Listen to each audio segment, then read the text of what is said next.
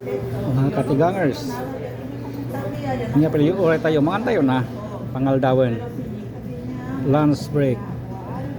Ito yung pakakain namin, hindi ko alam kung ano bang ito. Ilagay ko na lang sa caption kasi titignan ko yung yung menu. Ito yung hubad na hipon, at saka ito yung walang, ewan ko lang luto ito, walang kamatayang chicken. At ang aming soup ay tomato soup, may konting asin. At saka ito panulak ay pineapple juice, ang paborito. Ito yung kapalit ng ng melon amoy. Yung melon masarap din yun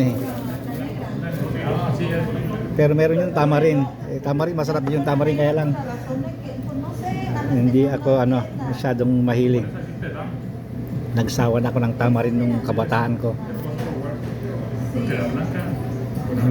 Maliliit na tamarin yung mura pa, tapos pitin mo tapos isaw-saw mo sa bagoong. Nagsawa na ako ng ganon. Okay. Bye-bye, kainan na.